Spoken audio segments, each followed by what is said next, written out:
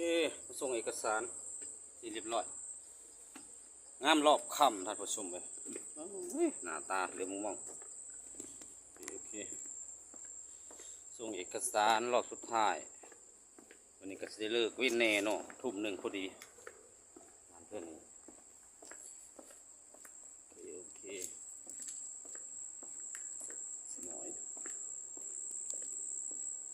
สมอด7 โมงต้องใช้สิทธิ์ไปดูแล้วอย่าได้นอกผ่า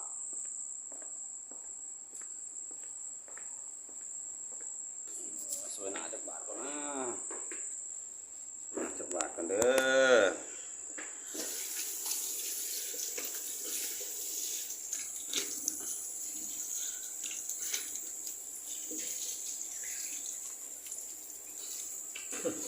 โอ้ย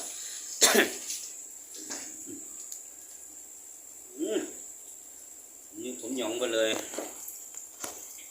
โอ้แสงหมกพอ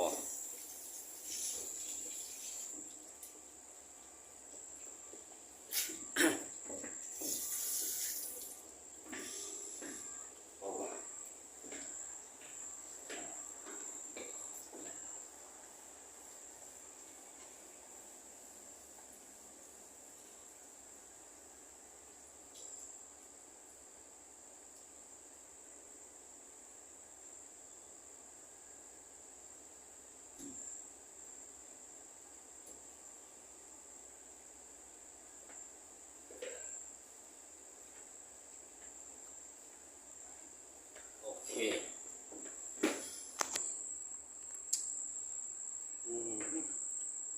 ตอนแรกผมเงาเลยเอาไว้อุ้ยผมเงารถจอดรถซาบรถจอดนะ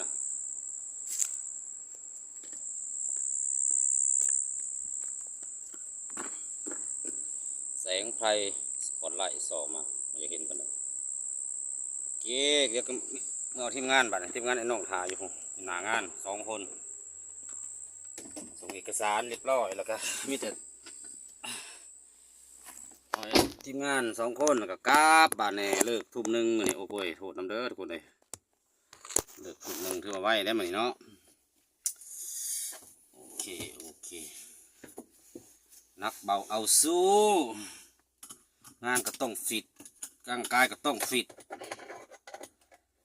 เอ้ยปลาบีใส่ละบาทวีผมจักบาทก่อน